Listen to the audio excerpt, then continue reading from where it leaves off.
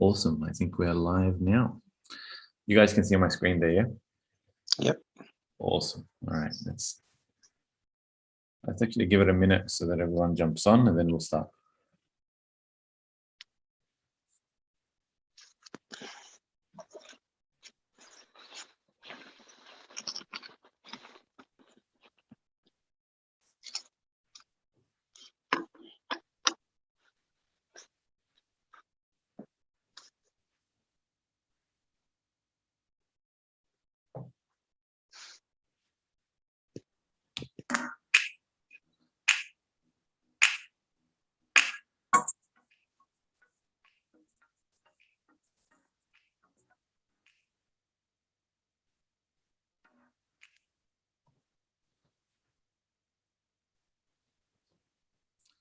All right.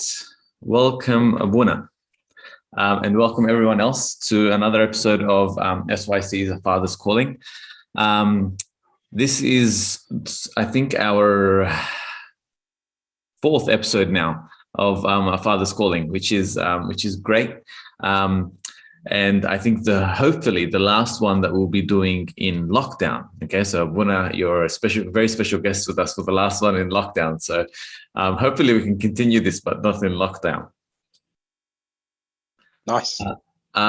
So guys, if you haven't tuned in before to what we're doing here, we're trying to explore and discover personal relationships with God, trying to make sure that we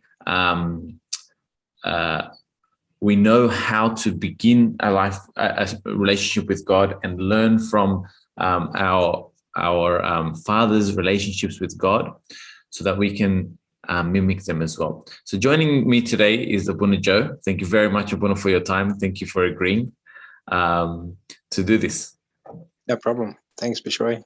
Awesome. So Abuna, we'll start with just what we usually start with is sort of discovering what was the biggest influence to your life from a young age in terms of your relationship with God. Yeah.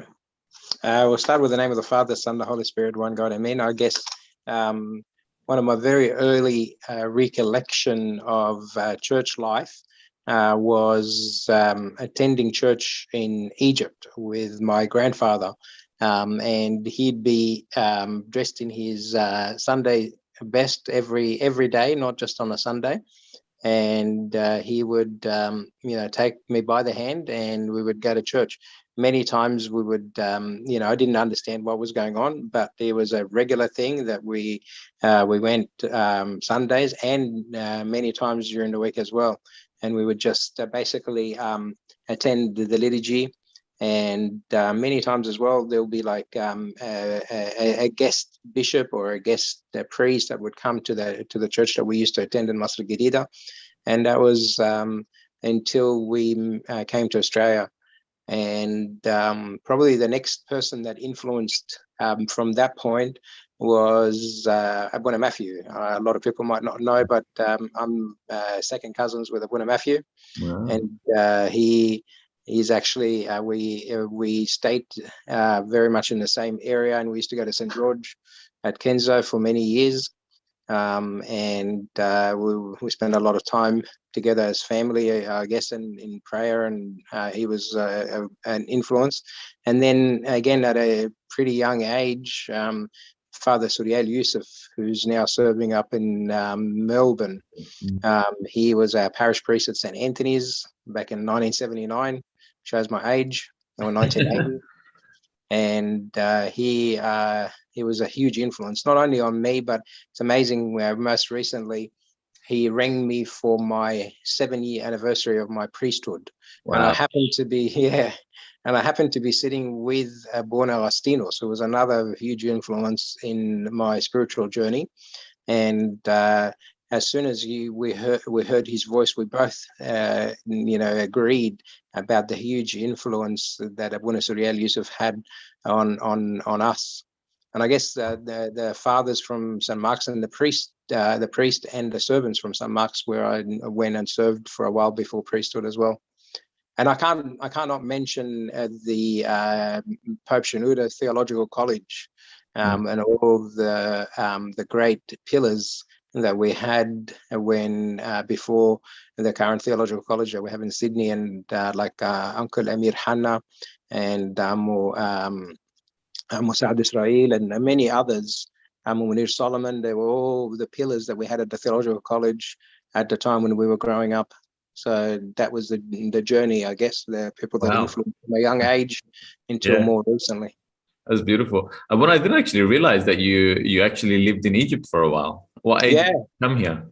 Yeah, I was 10 when I came. When you were 10. Wow. Yeah. So, did you find a big difference between the churches in Egypt versus Australia? I guess because I was so young, like I only the vivid memories that I have are not so much of the liturgy, but of my grandfather, and how he used to sort of drag me by the hand and take me and make sure that I sat still. And I think most kids at the age of 5 or 6, I can relate to them not wanting to sit still in the church, because I know that I definitely didn't want to sit still. I wanted to be somewhere else, playing, doing something. So but I think it was the continuous, I guess, influence of listening to the hymns and seeing the rites that we did, that we practiced, and also the incense and smelling that. And I'm saying this, and I'm sorry for the people that haven't attended in the church for a while because of lockdown. It's just giving them a taste of what they're going to experience in about a week's time, maybe. That's right. Hopefully. No, it's actually great. I think what you're talking about is like sort of like you absorb via osmosis, like just being there, just being in that environment is influential. And I think like it's a good lesson for our parents and our youth that are sort of at that stage of life to realize that just attending church or just getting your children to attend church has a very big influence on them growing up. I think everyone that we've asked the same question has said the same thing. They remember church from growing up, like that's where their relationship with God first started. And I think it's so important to stress that to our youth like today. 100%. And amazing that the first hymns that we were ever taught, we were taught obviously in church, and those hymns you don't forget no matter what happens. That's very true. You can almost, I almost still remember my hymns teacher, and I can hear him in my mind still singing that hymn. So no, 100% don't, I've always said that kids need to be implanted into the church. And the more you take them into the church, the more they see, the more they smell, the more they hear, the more, and all those senses that are being stimulated when they're in the church, they need to continue start from a very young age and continue for as long as you possibly can keep them there without having the influence of the world on them. That's right. And I guess that also like brings into light the importance of following up with people or kids especially that go missing from our Sunday school classes or from anything like that, and how not to just forget about them just because they haven't come in a couple of weeks or anything like that. It's actually, in fact, they're the more important phone calls that we need to make, I think. For sure. All right, Buna, let's move on. So that was from sort of a young age, and you sort of went into the later years as well. But I want to try and focus about like your adolescence years. That was obviously sort of around in Sydney. You would have been you would have had just come back from Egypt, and you would have been starting to build a life here, which I'm 100% sure would not have been easy. At all. So tell us a little bit more about that. Tell us how your relationship with God changed around that time. I wish someone explained to us and really pushed us towards 2 Corinthians chapter 6, verse 14, which talks about not being unequally yoked together with unbelievers. Because the influences that we had, I guess, sometimes were not the best influences, and sometimes were the best influences. So, having grown up in the church, and when we first arrived to Australia, we were implanted in the church. The church at the time when we were there, I guess, was everything to us. Like and many people would remember this if you went to St. Anthony's in the 80s. the church bus would pick us up and on Saturday morning, and we would attend the liturgy. And after the liturgy, the church would provide breakfast, and then there'll be a sports day. And then we would continue the whole day with the church providing so much until we got to the night even, and we did Vespers and sometimes Tasbeha, and then the church bus would take us back home. So that was a huge influence. But obviously there was the other influence of being in a non-Coptic school. And this is why I say to a lot of people, put your kids in the Coptic school, because that is a huge influence, because that's when you become a bit yoked with other non-believers, and that can sometimes drag you in a negative way. Thank God that we have the Coptic schools now, and we have the influence that the Coptic school has. But back then, there was no such thing. So there was some negative as well, I guess. But altogether, I think the people that you stay grounded with and stay friends with are the people that you've grown up with in the church more than anywhere else. So you'll find that the friendships that are still continue until now and are in influence in a positive way are the people that you grew up with in the church from those young ages. So, yeah, I think it's something that if you were going to take something away from this as servants in Sunday school, explain and talk about peer pressure, because sometimes peer pressure can be negative and can be positive. So we want positive peer pressure as much as we possibly can. 100%. I think as well, like it can be said that like in those adolescence years, you build your own personality. I think that's the time where all like people's personalities are mostly influenced and mostly shaped. And if you're in the wrong environment, I think that's when it becomes a bit skewed. But like you said, Abuna, I think the Coptic school had a positive influence to a lot of people growing up. So thank God for it when it did start and when we all attended Yan. Yeah, you guys are luckier and had Coptic school, and we thank everyone that I guess started that for us in Australia and Sydney. How was it, Abuna, like interacting with children? Like some of us don't know anything but the Coptic school, Yani. So how was it like attending school like in some way that didn't really consist of Egyptians and and morning prayer? Yeah, I went to Mara's Brothers up at Auburn, and back then Auburn was actually all Australian. Okay, Auburn was not the same as it is now. So Mara's Brothers at Auburn was full of Australians, and being the only or one of the only few people that were from outside of Australia, we used to get picked on a lot, and we used to be teased about the food we eat, the way we talk, and that was definitely some negative influence there. But once you head into university as well, there's a lot of pressure to fit in, and as you say, to form your own personality. And I think without the church being right in our back and our Sunday school servants that were following up, it could have been easily that you could be absorbed by the world, either through school friends or through university friends that might push you one way away from God. But as I say, like it's a tug of war, and being, I guess, then now looking back, and you think the devil is very clever because he does want to take as many souls as he possibly can, and those teenage years are definitely one of the years that he really does tug and pull and push you away from church if he possibly can. That's very true. I can't agree more with you with that, Abuna. It's such a crucial time, I think. Abuna, what did you study in uni? I did a couple of different majors. I had a major in double major in IT, a major in psych, and a major in sociology. Wow. So I was at uni for about 7-8 years because I was also working at the university from an early age in the IT department. So wow. yeah. Which university was it, Abuna? Western Sydney, up at Milpera and Oh Campbelltown. wow. I Yeah. was there when Campbelltown first opened, just to show you Oh wow. again the age. I, This white I here that's coming out here is not because of anything except that I'm getting older.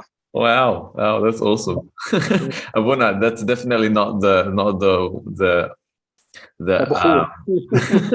it's either the bukhur or it's the wisdom. It's not age. No, definitely age. There's no wisdom here. No, that's awesome. All right, Abuna, so like that was sort of your adolescence and your childhood and all of that. Then it came to a very big milestone in your life, which is marriage. Okay, so tell us how Nancy, how you guys met, how you guys, how it all happened, and then how that influenced that relationship with God for both of you. Yeah. I had no inclination towards monastic life. A lot of priests that you might speak to might say to you that they had an inclination towards monastic life. And even recently, I was sitting down with one of the fathers, and he said, I almost, ended up at the monastery and became a monk. But this one here, Abuna Joan, never had any inclination towards monastic life. I've always felt that I wanted the calling was more for a marriage than for monastic life, and because of, I guess, also the love for kids. How I ended up meeting with Nancy. Nancy was actually, she doesn't recall this, but that Liverpool bus that we used to catch to church, she used to be on the same bus. Oh I wow. never ever had any inclination to work, because back then I was just interested in sport and mucking around with the boys. And so, but many years afterwards, we reconnected on a ski trip. And when we were out skiing again with a church group of friends, that's when the connection happened. And I guess marriage is funny, because sometimes it can, with the burden of being newly married, the first year I remember was we were a bit distracted from the service because of being newly married. But then, as we both settled into our service in a new church, because we did move churches around that time as well, then as soon as you settled in, it was push, push, push, like service together. This was way before priesthood, and we picked up a lot of services in the new church that we were both started to attend, and we pushed each other towards prayer, towards attending masses, towards serving. And I think this is one of the key things for the youth to always look for, is someone who will push you closer to God and then push you further away from God. And definitely with Nancy, and it was more, get up, let's go to church early. We pushed each other towards that sort of thing. That's great, but I think something that you mentioned that just sort of struck a chord with me is a life of service. And I think a lot of people really like the concept of a life of service and really like the concept of having that. And sometimes, like when we're married, if we don't encourage each other to continue with that life of service, it can sometimes be lost. So what would you give advice to sort of couples that are newly married, but haven't really introduced proper service into their spiritual lives? Thank God, things are again different now. Most recently, I've attended and I've given a talk at 2 couples meetings. One was for St. Barbara's at Campbelltown, and Represent. that was where it represents. Thank you, Vish. And I was invited to give a talk to the couples there. And again, I think last Friday or last Saturday, actually, it was for Decosman and Demian. They've started a new couples group. And one of the things that really dragged Nancy and I more into the church was the couples group. Abuna Agostinos at St. Mark's had recently joined St. Mark's, and when he asked us to come and help him with the couples group, we started serving with the couples group, both of us together in the group, as well as Sunday school and as well as a few other services. But really, that couples group service is very important, and I encourage any other church that is listening to make sure that there's a strong couples group, because a lot of the kids that were there when we were serving them 20 years ago are now the stronghold or the leaders of many churches around Sydney, not just at St. Mark's, but they've moved around to other churches as well. And that was because of the fact that we had the couples group, and we also had that service for them, and we had special talks for those kids. So I really encourage that. But I think service is one of those things that the family that serves together, I guess, stays together, like they pray together and read the Bible together, and I think that's very important as well. Very true. It's like a little church in your house. It's perfect. Mm-hmm. That's right. And then we come to another stage of your life, Abuna, which is children. Okay. Yeah. I know Mark, but I don't know if you have any other children. Yeah, we've got a Gabby who's doing a HSC this year. Oh, very good. James, who's in year 8 at the moment. So beautiful. So you got three beautiful ones. How did that influence your relationship with God? How did that challenge your relationship with God sometimes? Yeah. You know, biological children, they're all born before priesthood. Okay, so I think I influenced them more when I became a priest, and they influenced me with the priesthood side of it. But definitely having children in your life is completely different, because you become you realize how great and wonderful God is. Okay, and I think children make you realize this. Having your own children, so having your own children make you realize that no matter what the kids do. Like you said, you know Mark, and you know how quiet Mark is. If you know James, you'll know how cheeky James can be. But does that mean that I love him less because he's cheeky? No. Does that mean that I love him the same? Yes. Then this is exactly what God does with every one of us. If you're the quietest, if you're the most cheekiest, if you're the loudest, if you're the noisiest, if you're the whatever you are to God, you're his child, and there's no way that God, you know, that prodigal son, no matter what they do, they can always return, and you always accept them with open arms, right? And so having children make you realize that, again, not that I'm anywhere next to being able to forgive all my kids for sometimes the things they do, but at least I know that God loves us the same, and you can see that by having multiple children. You love them all the same. There's no favoritism. There's nothing else that you want for them except to be successful in their spiritual life. And that's one of the most important key things that you want for your biological children, and also for your spiritual children. As you go into priesthood, all of a sudden you have people calling you father or abuna, and you have people coming to you for confession and for advice and all sorts of things. And I always look at James 3:1. My brethren, let not many of you become teachers, knowing that you shall receive a strict judgment. So, knowing this, you have to continue to be as a good example in a spiritual journey, and it's very important to be that to look at what you're doing to help your spiritual children, asking about them, talking to them, and I guess giving them advice.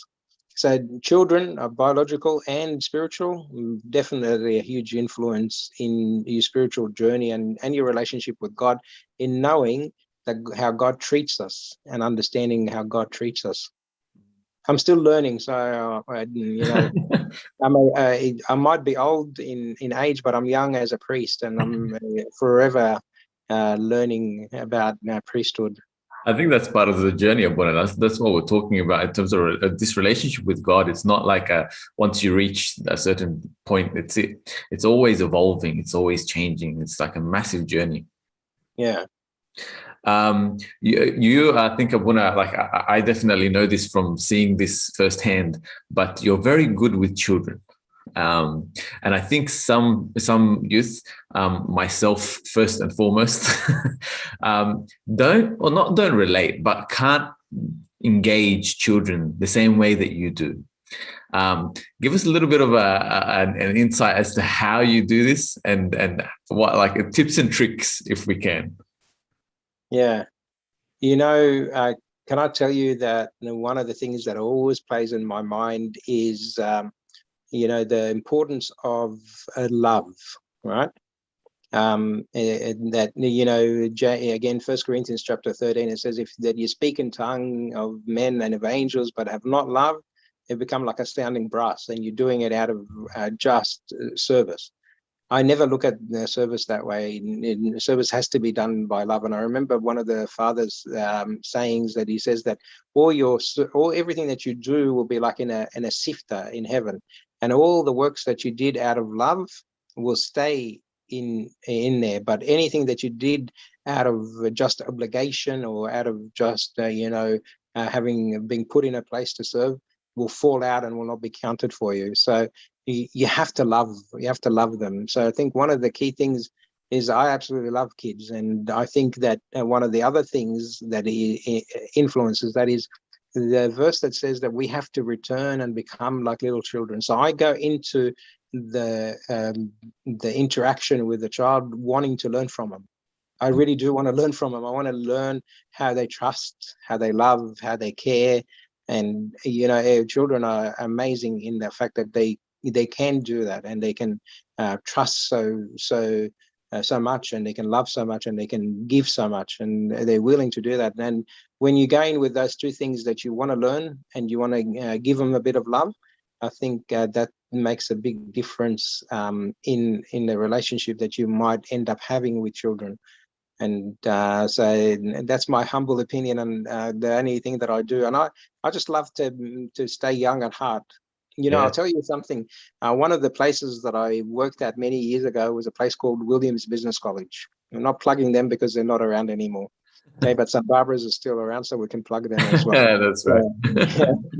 So Williams Business College had these two lovely ladies. That one of them was Miss Ish, and she was like 70 something, and the other one was name was Trish, and she was like, again, 60 something. And I said to them, why are you still working? Williams Business College was a training. I used to teach people how to use computers there, and they used to teach the girls how to type. And I asked them, why is it that you ladies are like still teaching at this age? You must want to retire. And they said, never will I retire. I said, why? And she said, because when you are surrounded yourself with young kids, and these young kids, you're learning from them, and they're keeping you young. So that always stuck in my mind, that they were learning from these kids, and they were all like 17, 18-year-old people that wanted to learn about computers and typing and so on. But they kept them young. So again, encourage servants to play with kids and enjoy their company. And Keeps stay them young. I love that. I love the fact that you still learn from children. I think that's certainly something that I can implement a bit more in my own relationship with God. Yeah. Abuna, the last sort of question that we have is the biggest sort of milestone in your life, which was priesthood. So tell us how that has changed your relationship with God. Yeah. Obviously the way our priesthood works in the Coptic churches is different to some of the other churches. And the fact that sometimes in some of the other churches you have to go and be trained for quite a while to become a priest. But in the Coptic church, it's a calling, and you're called to enter priesthood. And one of the key things is that you need to feel the calling. And in all honesty, I know this is like going live and being recorded. And many times when I was asked at the beginning, I did not feel the calling, and I said no, and I ran far away from it. And only when you, I guess, you feel the calling, that's when you should accept. And I think this is my advice to anyone that's been called, is that you really do need to feel that it's a calling. And read St. John Chrysostom's book about priesthood, and also His Holiness Pope Shenouda's book about priesthood. I remember the first time that I was asked, I came home and I stayed up almost all night reading at Pope Shenouda's book. And that was the reason why I said actually no to that time. But when I eventually said yes, it was drawing near to God, and he will draw near to you. Cleanse your hand, you sinners, and purify your hearts, you double-minded, which is from James again. James is one of my favorite books. So drawing near to God for my sake, not for anyone else's sake, and for my cleansing, because I'm continuing to be a sinner, and my life of purifying my heart is continuous. It doesn't stop just because I put on the black. So, but the big advantage that we have as priests is holding the body and blood of Christ, and actually drawing into the altar. And I remember Abuna Yaub, when we were about to be ordained, he said, whenever you feel heavy-hearted, take everything that you have and head to the altar and put it all on the altar, and put your prayers on the altar, and put your prayers on the body and blood of Christ, and he will solve the problems. And that's very true. Every time you feel heavy-hearted and you feel that you have to deal with something as a priest, or that this problem is way too big, you draw near to the altar, draw near to God, and he will draw near you. But you have to keep yourself cleanse your hand, and you have to keep yourself away from sin and purify your heart. It's a journey that each one of us is doing, but as a priest, I think that the one thing that we do have is that we hold the body and blood of Christ, and it's true body and blood of Christ. So we have that advantage. So that's beautiful one. Thank you so much. Your priesthood, the ordination is a very special ordination for us too, because I think it was Abuna Thomas and you and Abuna Braham, I remember, as well. Yes. So it was a very, very special day for us. So you and our parish priest are brothers in priesthood. So very special day.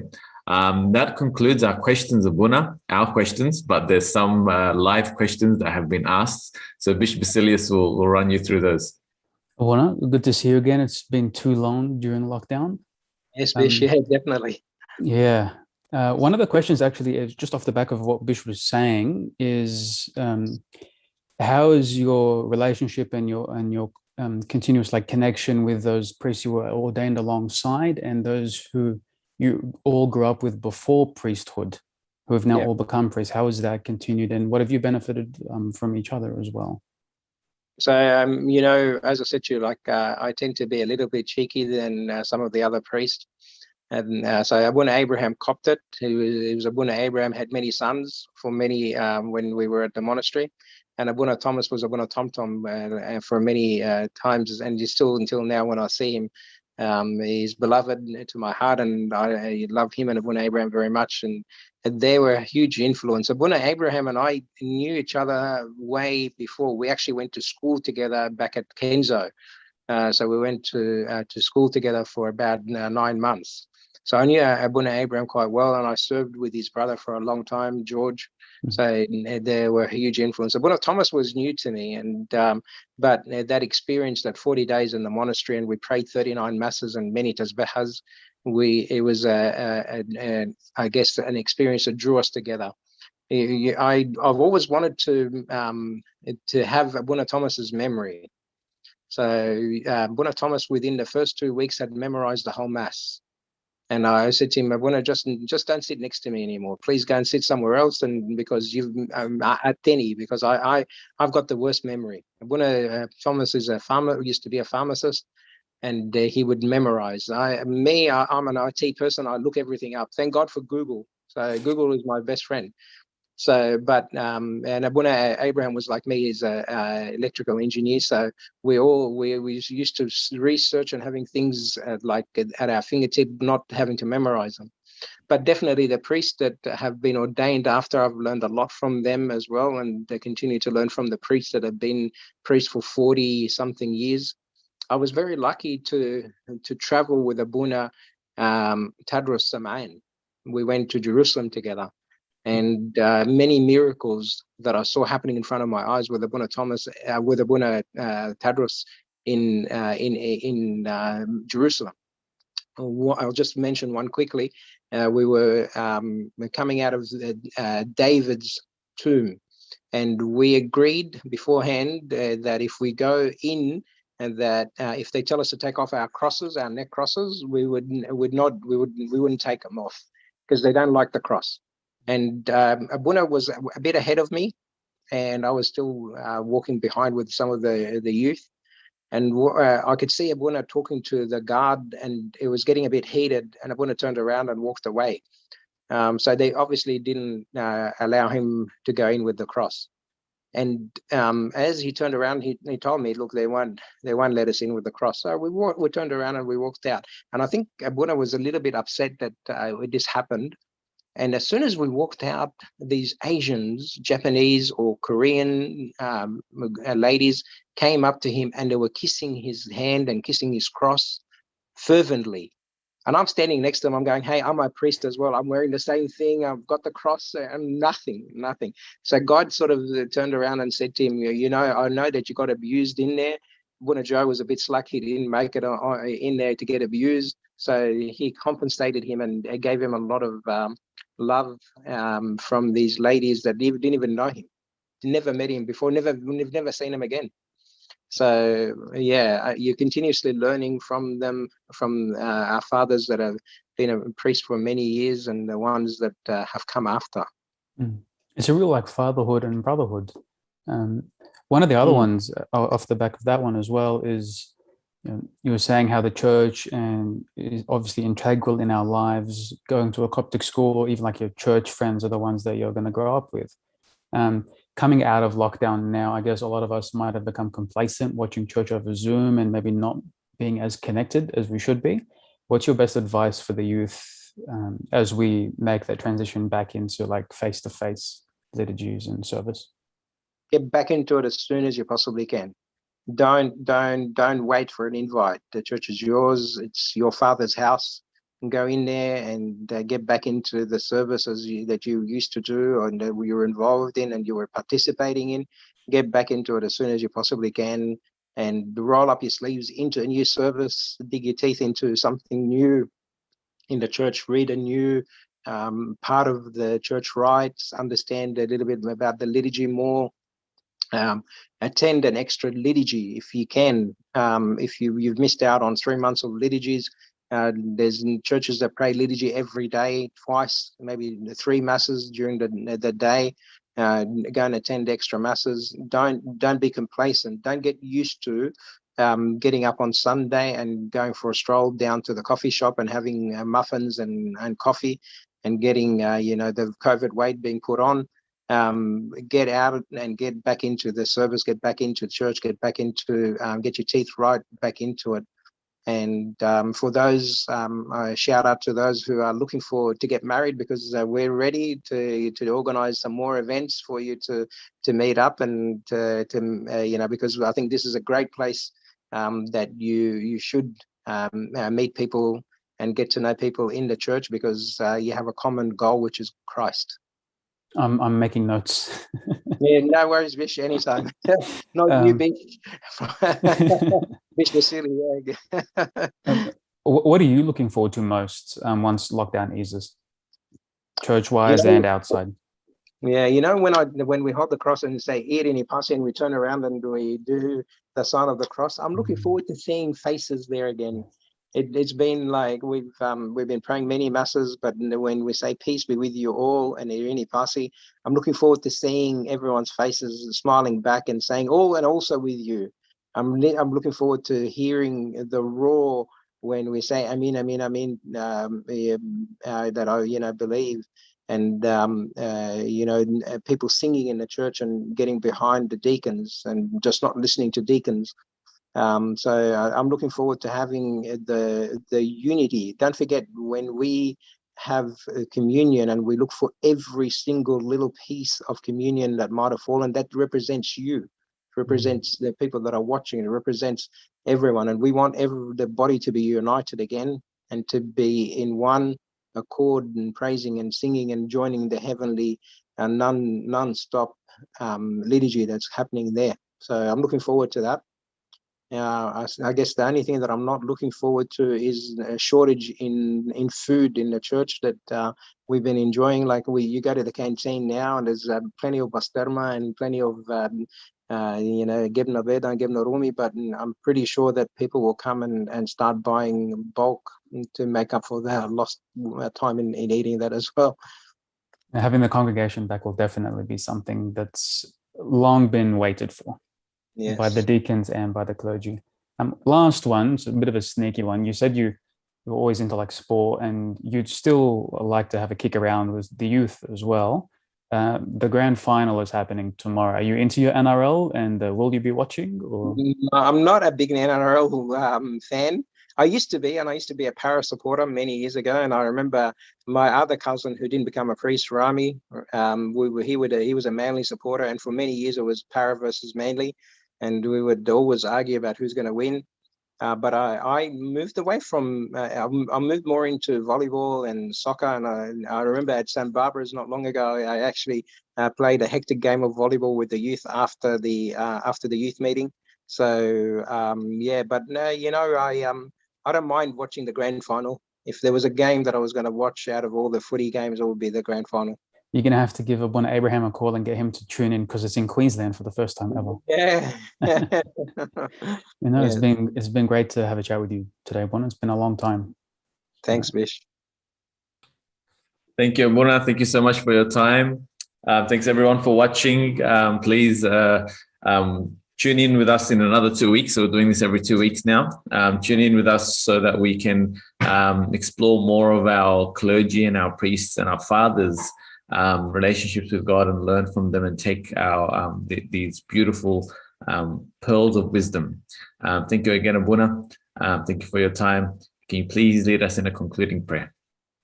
In the name of the Father, the Son, the Holy Spirit, one God. Amen. Dear Heavenly Lord, we thank you, Lord, for your great love for us. We thank you, Lord, because you died for us on the cross and you love us so very much. I pray and entreat you, Lord, to lift up this lockdown, to lift up this disease, and to take care of the people that are suffering from it, and to take care of the people that have been infected by it. I pray and entreat you, Lord, that you keep the doors of the church open, that you help each one of us to learn from each other, no matter who we are and what stage in our life. We need to always to be learning. We need to always remember that we are sponges, and we need you, Lord, to fill us with the living water, with your word, with your your body and blood. And I pray and entreat you, Lord, that when the church opens, that you bring everyone and need to help them to enjoy the body and blood of Christ again through the prayers of all the saints who please you ever since the beginning. Hear us, O Lord, when we cry to you and say to you, Our Father who art in heaven, hallowed be thy name.